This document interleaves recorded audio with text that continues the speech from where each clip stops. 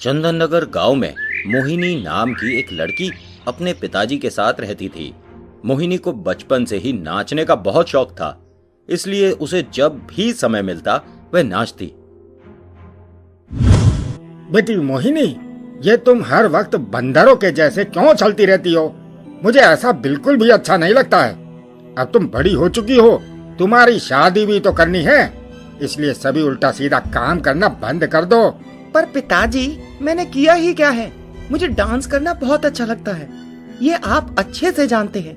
आप ही ने तो बचपन में मुझे ये घुंघरू खरीद के दिया था और आज आप ही मुझे नाचने से मना कर रहे हैं। बेटी, वह बचपन की बातें थी, पर अब तुम बड़ी हो चुकी हो। तुम्हें ऐसा नाचता देख गांव के लोग तरह तरह की बातें करेंगे, जो मुझे बिल्कुल भी पसंद नहीं होगा। मोहिनी के पिताजी ये कहकर अपने कमरे में चले जाते हैं। मोहिनी भी दुखी होकर अपने कमरे में चली जाती है। दूसरे दिन सुबह मोहिनी के पिताजी नाश्ता करके अपने काम पर चले जाते हैं। इधर मोहिनी भी अपना सारा काम खत्म करके घर पर बैठी हुई थी। तभी अचानक मोहिनी को नाचने का मन होता है और वह खुशी खुशी घुंघरू पहनकर जोर जोर से गाना गाकर नाचने लगती है। तभी मोहिनी के घर के पास से मुखिया जी गुजरने लगते हैं। मुखिया जी मोहिनी को ऐसे घुंघरू पहन के नाचते देख बहुत क्रोधित हो जाते हैं और घर के बाहर से मोहिनी को बुलाने लगते हैं। अरे ओ कमबख्त मोहिनी, तू खुद तो पाप करेगी और हमें भी पाप का भागीदार बनाएगी। मुखिया चाचा, पर मैंने किया ही क्या है? आप क्यों मुझे इस तरह कोस रहे हैं? तू गांव में रहकर नाचने वाली कोठे बाई की तरह घुंघरू पहनकर ठुमका लगाएगी? हम क्या तेरे बाप के नौकर हैं जो ये सब बैठ बैठ कर देखते रहेंगे? चाचा जी, आप मेरे नृत्य कला का अपमान कर रहे हैं। ऐसा कुछ नहीं कर रही हूँ जिससे हमारे गांव का नाम बदनाम हो, इसलिए आप ज्यादा कुछ नहीं कहें तो बेहतर होगा। मोहिनी ये कहकर घर के अंदर चली जाती है और दरवाजा बंद कर लेती है। मोहिनी का ऐसा व्यवहार देखकर मुखिया को और भी ज्यादा गुस्सा आता है। मुखिया मोहिनी के घर से सीधा पंचायत में जाता है और वहां जाकर पंचों से बात करने लगता है। मोहिनी अपने घर पर घुंघरू पहनकर जोर जोर से गाना गा रही थी और नाचने वाली की तरह नृत्य कर रही है। मैं वहां जाकर मोहिनी को समझा ही रहा था, पर वह कमबख्त लड़की मुझ पर ही भड़कने लगी। मोहिनी और उसके पिताजी मिलकर पूरे गांव का एक कोठा बनाकर ही छोड़ेंगे। मैं गांव का सरपंच हूँ। मेरा मानना है मोहिनी और उसके पिताजी को गांव से निकाल देने में ही हमारे गांव की भलाई है, नहीं तो हम कहीं भी मुंह दिखाने के लायक नहीं रहेंगे। उसके बाद शाम होते ही मुखिया जी और कई गांव वाले मिलकर मोहिनी के घर जाते हैं और वहां जाकर मोहिनी के पिताजी से मुखिया जी कहते हैं, क्यों रे बंसी, तू और तेरी बेटी क्या हमारे गांव को नष्ट करके ही मानेगा? तेरी बेटी ने मुजरे वाली की तरह नाचना शुरू कर दिया है। तुम लोगों की वजह से हम लोग भी कहीं मुंह दिखाने के लायक नहीं रहेंगे, इसलिए सभी पंचों ने मिलकर फैसला किया है, तुम बाप बेटी को कल सुबह ही गांव छोड़कर चले जाना होगा। अगर तुम दोनों ने पंचों की बात नहीं मानी तो अंजाम और भी बुरा हो सकता है। मुखिया जी, आप मुझे और मेरी बेटी को माफ कर दीजिए, मैं उसे समझा दूंगा, वह कभी भी ऐसा नहीं करेगी। पर आप लोग हमें इस गांव से नहीं निकालिए। इस टूटे हुए झोपड़ी के अलावा हमारा कुछ भी नहीं है। हम यहाँ से कहाँ जाएंगे? तुम दोनों बाप बेटी जितना भी ड्रामा करो, हम तुम लोगों की बातों में आने वाले नहीं हैं। इसलिए कल सुबह ही तुम दोनों को ये गांव छोड़कर जाना पड़ेगा। मुखिया और गांव वाले ये कहकर वहां से चले जाते हैं। मोहिनी के पिताजी मुखिया जी की बात सुनते ही जमीन पर गिर जाते हैं और जमीन पर गिरते ही शौक की वजह से उनकी मौत हो जाती है। मोहिनी पिताजी का ऐसा हाल देखकर अपने आप को कोसने लगती है और मोहिनी भी जहर खाकर आत्महत्या कर लेती है। मोहिनी मरने के बाद एक चुड़ैल बन जाती है और गांव वालों से अपनी और अपने पिताजी के मौत का बदला लेना चाहती है। इन दुष्ट पापी गांव वालों ने मेरे घुंघरू पहनकर नाचने की वजह से हमें इतना बेइज्जत किया। इन लोगों की वजह से ही हमें मरना पड़ा। अब मैं देखती हूँ मुझे घुंघरू पहनकर नाचने से कौन रोकता है। चुड़ैल ये कहकर गांव के चौराहे में जाकर घुंघरू पहनकर नाचने लगती है। घुंघरू की आवाज जैसे ही मुखिया जी के कानों में पड़ती है, मुखिया जी नींद से उठ जाते हैं और नींद में ही मोहिनी चुड़ैल के पास आकर खड़े हो जाते हैं। चुड़ैल मुखिया को देखकर बहुत खुश हो जाती है। क्या रे नाच पीटे करम चले मुखिया, मेरे घुंघरू पहन के नाचने से तुझे सबसे ज्यादा परेशानी हो रही थी। अब देख मैं तेरा क्या हश्र करती हूँ। कौन हो तुम? लगता है तू अभी तक नींद में है। जरा अच्छे से देख, तुझे पता लग जाएगा मैं कौन हूँ। अरे बाप रे, दादा रे, ये तो बहुत ही भयानक चुड़ैल है। मुझे माफ कर दो, मुझे जाने दो। कौन हो तुम? मैं वही मोहिनी हूँ जिसे तुम लोगों की वजह से मरना पड़ा। तुम लोगों ने मेरे पिताजी को भी मार डाला। अब मैं पूरे गांव को खत्म कर दूंगी। चुड़ैल ये कहकर मुखिया को जमीन पर धक्का मारकर फेंक देती है। अरे बाप रे, दादा रे, हमारे गांव में ये चुड़ैल कहाँ से टपक पड़ी? अरे वे चुड़ैल बहन जी, मुझे बख्श दीजिए। मेरे घर पर छोटे छोटे बच्चे हैं। तेरे छोटे छोटे बच्चे? उन्हें भी मैं तेरे पास ही भेजने वाली हूँ। चुड़ैल ये कहकर मुखिया के शरीर के ऊपर खड़ी हो जाती है और उछल उछल कर नाचने लगती है। इसी तरह चुड़ैल मुखिया को अपने पैरों तले कुचल कुचल कर मार देती है। दूसरे दिन सुबह गांव के चौराहे में मुखिया की लाश देखकर सभी गांव वाले बहुत डर जाते हैं, पर कोई कुछ भी करने की हालत में नहीं रहते हैं।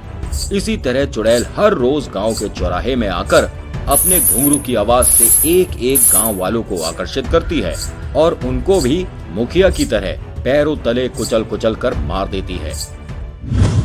एक दिन गांव का एक लड़का चंदन गांव वालों से कहता है, हम ऐसे हाथ पर हाथ धरे बैठे नहीं रह सकते। हमें कुछ ना कुछ तो करना ही होगा, नहीं तो हमारा भी हाल इन सभी की तरह हो सकता है। चंदन गांव वालों को साथ लेकर तांत्रिक भैरव बाबा के पास जाता है। अकड़ बकड़ बम्बे बो, सारी मस्ती मेरी हो, 80-90 पूरे 100, सभी भूत और चुड़ैल का मैं बाप हूँ। तांत्रिक बाबा, मैंने आपकी पूरी कविता और सारे पहाड़े सुन लिए हैं। अब आप मेरी बात सुनिए। हम बहुत मुश्किल में हैं, आप ही को हमारी मदद करनी होगी। हाँ, सब कुछ तो ठीक है, पर मुझे दक्षिणा और प्रसाद थोड़ा ज्यादा चाहिए। आजकल तुम सभी भक्त बहुत ही कंजूस हो चुके हो, इसलिए हम तांत्रिक बाबाओं को भूख हड़ताल करना पड़ता है। तांत्रिक बाबा, हमें आपकी सारी शर्तें मंजूर है, पर आप मेरी पूरी बात तो सुनिए। हमारे गांव में हर रात एक गांव वाले की मृत्यु हो रही है, और जो भी इन लोगों को मार रहा है, हमें लगता है वह कोई इंसान नहीं है, शैतान है। इसलिए हमें आपकी मदद की आवश्यकता है। मैं तुम लोगों की सारी बात बहुत ही अच्छे से समझ गया हूँ।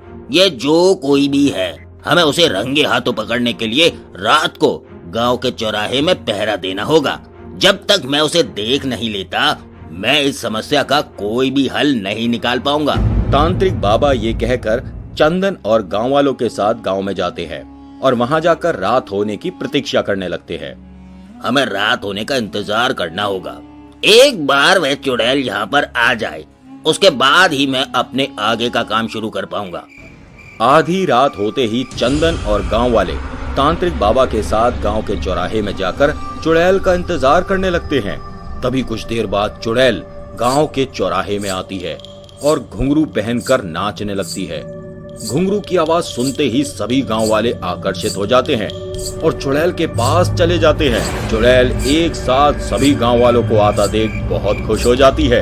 अरे वाह, एक साथ सभी गांव वालों को मेरी घुंघरू की आवाज पसंद आ गई। इन गांव वालों ने मुझे मुजरे वाली कहा था। अब मैं इन सबको इनकी असली जगह पर पहुंचाऊंगी। चुड़ैल ये कहकर जैसे ही एक इंसान को मारने जाती है, तभी वहाँ पर तांत्रिक बाबा आ जाते हैं। दुष्ट पापी चुड़ैल, तुझे बहुत नाचने का शौक है। अब देख मैं तुझे कैसे नचाता हूँ। पाखंडी तांत्रिक, भाग जा यहाँ से, नहीं तो इन गांव वालों के साथ साथ मैं तुझे भी मार डालूंगी। इन गांव वालों की वजह से ही मुझे और मेरे पिताजी को मरना पड़ा। मुझे सब मालूम है। तुम्हारा गुनहगार इस गांव का सरपंच था, जिसे तुमने पहले ही मार डाला है। इस गांव के बाकी लोग निर्दोष हैं, तुम उन्हें नहीं मार सकती। तू कौन होता है मुझे रोकने वाला? जो भी मेरे रास्ते में आएगा मैं सबको मार डालूंगी। इस गांव के हर एक इंसान को मरना होगा, बच्चों को भी मार डालूंगी। तुम्हारी आत्मा को मुक्ति की जरूरत है। तुम एक अच्छी आत्मा हो, मुझे तुम्हारी आत्मा को मुक्त करना होगा।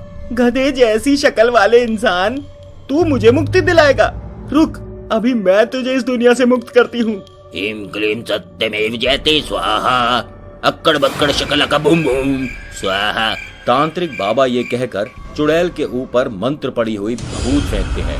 भभूत चुड़ैल के शरीर पर गिरते ही चुड़ैल जोर जोर से चिल्लाती है और जमीन पर गिरकर छटपटाने लगती है। चुड़ैल के जमीन पर दिखते ही उसके पैर से घुंघरू टूट जाती है। घुंघरू टूटते ही सभी गांव वालों को होश आ जाता है। तभी तांत्रिक बाबा टूटी हुई घुंघरू को जला देते हैं। घुंघरू जलाते ही चुड़ैल का शरीर भी जलने लगता है और चुड़ैल को मुक्ति मिल जाती है। अब इस चुड़ैल की आत्मा मुक्त हो चुकी है। अब तुम गांव वालों को डरने की जरूरत नहीं है। आगे से किसी को भी चुड़ैल से कोई खतरा नहीं है। बहुत समय पहले की बात है। मुंबई शहर में बहुत आबादी थी। शहर में आबादी ज्यादा होने के कारण कचरे भी ज्यादा होते थे। शहर में लोग इतना व्यस्त रहते थे कि वे कचरा डस्टबिन में फेंकने की जगह जिधर मन चाहता उधर कचरा फेंक देते हैं। उन लोगों की ऐसी लापरवाही के कारण कचरा उठाने वालों को बहुत परेशानियां होती थी। मुंबई शहर में ही विमला नाम की एक कचरा उठाने वाली औरत रहती थी। विमला शहर के लोगों का ऐसा उत्पीड़न व्यवहार देखकर बहुत क्रोधित हो जाती थी। एक दिन सुबह होते ही विमला हर रोज की तरह कचरा उठाने जाती है। कुछ दूर जाते ही उसे घर के बाहर बहुत सारा कचरा दिखाई देता है। सच में ये लोग इंसान हैं या जानवर, मुझे समझ नहीं आता है। थोड़ी दूर जाकर अगर डस्टबिन में कचरा डालेंगे इनका क्या बिगड़ जाएगा। विमला ये कहकर घर के बाहर से कचरा उठाने लगती है। तभी एक कुत्ता विमला को कचरा उठाते देख जोर जोर से भौंकने लगता है। विमला कुत्ते का भौंकना सुनकर और भी क्रोधित हो जाती है। ना जाने इन कुत्तों को हमसे क्या दुश्मनी है। मैं जहाँ भी जाऊँ पीछे पीछे आ जाते हैं मुझे तंग करने के लिए। मैं शहर में रहते रहते पागल ही हो जाऊंगी। उसके बाद विमला अपना काम खत्म करके घर वापस चली जाती है। उसी शहर में चंदू और मोहन नाम के दो दुष्ट लोग भी रहते थे। उन दोनों को दूसरे को परेशान करने में बहुत मजा आता था। एक दिन चंदू मोहन से कहता है, अरे भाई मोहन, शहर में कुछ दिनों में जैसे मातम सा छा गया है। सभी लोग इतने काम में व्यस्त हैं, हम जितना भी उन्हें बेवकूफ बनाने की कोशिश करें वह हमारी तरफ देखते भी नहीं है। जब तक मैं किसी को बुद्धू ना बना दूं, मेरे पेट में खाना पचता ही नहीं है। हाँ भाई, सच में कई दिनों से हमने किसी को भी बेवकूफ नहीं बनाया है। चलो मुर्गा ढूंढते हैं और उसकी तंदूरी बनाते हैं। चंदू और मोहन शहर में घूमते रहते हैं।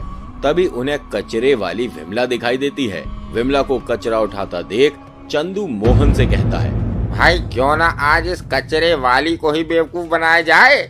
ये कमबख्त इधर उधर कचरा गिरा देख हम लोगों को कोसती रहती है। क्यों ना आज इस कचरे वाली को सबक सिखाया जाए। चंदू, तेरी बात तो ठीक है, पर तू इस कमबख्त कचरे वाली को कैसे सबक सिखाएगा। ये कचरे वाली तो हमसे 2 गुना ज्यादा चालबाज है। ये झट से हमारा प्लान समझ जाएगी। अरे मोहन, तू तो चुप ही बैठ। अगर वह ज्यादा समझदार है तो मैं भी कच्चा खिलाड़ी नहीं हूँ। तू सिर्फ देखता जा मैं क्या करता हूँ। चंदू ये कहकर धीरे से उस कचरे के पास जाता है और अपना पर्स कचरे के ऊपर फेंक देता है। अपना पर्स कचरे के ऊपर फेंककर चंदू और मोहन एक पेड़ के पीछे छुप जाते हैं और छुप छुप के कचरे वाली विमला को देखने लगते हैं। इधर विमला सब कुछ से अनजान हर रोज की तरह कचरा उठाने लगती है। विमला कचरा उठाते उठाते उसे वह पर्स दिखाई देता है।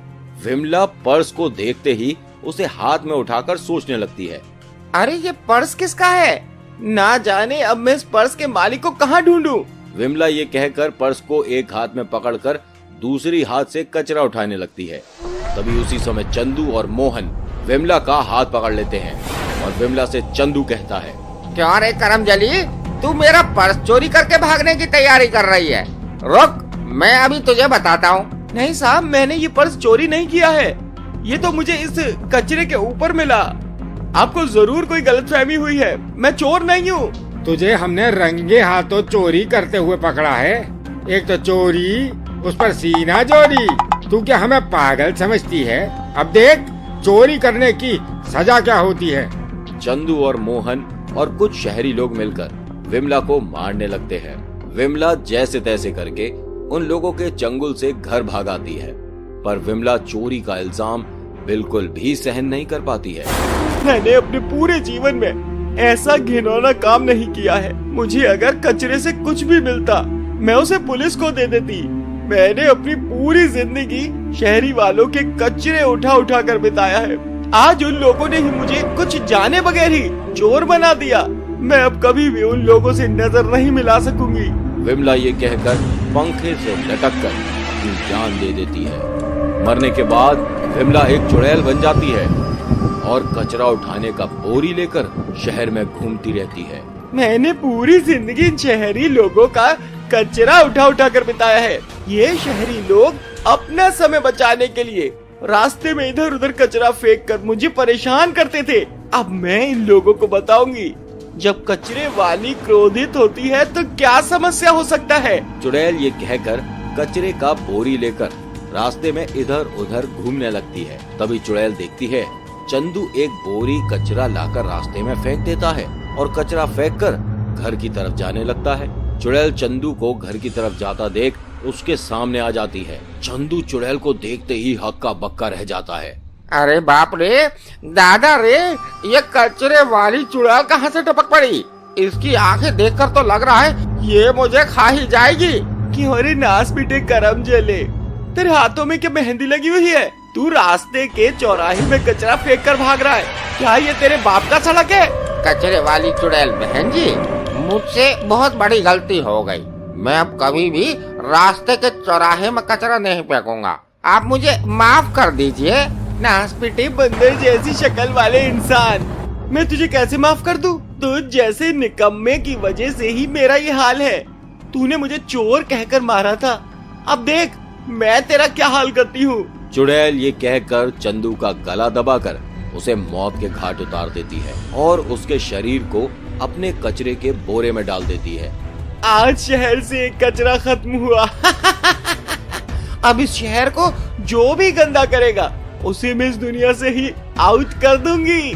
चुड़ैल कचरे की बोरी लेकर शहर के इधर उधर घूमने लगती है। तभी उसे कुछ दूर जाकर मोहन दिखाई देता है, जो पेड़ के नीचे बैठकर ठंडी हवाओं का मजा ले रहा था। चुड़ैल मोहन के सामने जाती है।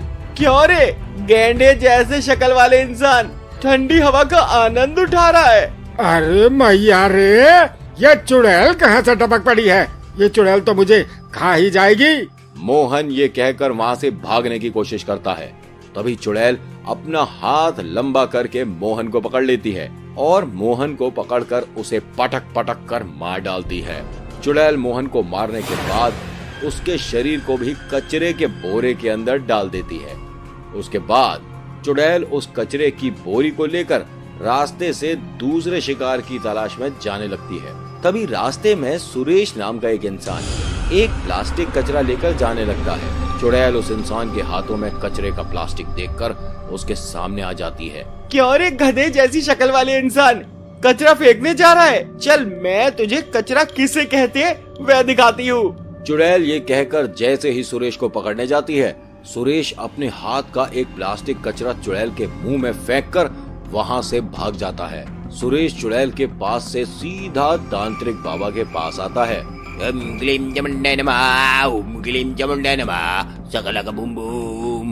बोलो पुत्र, तुम्हें क्या परेशानी है? बाबा, मेरे पीछे एक चुड़ैल पड़ी हुई है जो मुझे मारने ही वाली थी, पर मैं जैसे तैसे करके वहाँ से भाग आया हूँ। बाबा आप मेरी मदद करिए, नहीं तो वह मुझे जिंदा ही नोच नोच कर खा जाएगी। बेटा तुम मेरी शरण में आयो, तुम्हें चिंता करने की कोई जरूरत नहीं है। तुम्हें उस चुड़ैल ने कहाँ पर अटैक किया था? तुम मुझे वहाँ पर ले चलो। बाबा जी आपको तो बहुत अच्छी इंग्लिश आती है, आपने कहाँ से अपनी पढ़ाई की है? दरअसल मैं पहले एक इंजीनियर था, बाद में बाबा बन गया, इसलिए मुझे अंग्रेजी आती है। अब जल्दी मुझे उस चुड़ैल के पास ले चलो। ठीक है बाबा, चलिए। सुरेश तांत्रिक बाबा को उस चुड़ैल के पास ले आता है। तांत्रिक बाबा चुड़ैल के सामने आकर उससे कहते हैं, क्यों रे करमजली चुड़ैल, तुझे इस बच्चे से क्या समस्या है जो तू इस बच्चे के पीछे पड़ी है? मुझे इस लड़के से नहीं, पूरे मुंबई शहर के लोगों से समस्या है। इन लोगों की वजह से ही मुझे मरना पड़ा।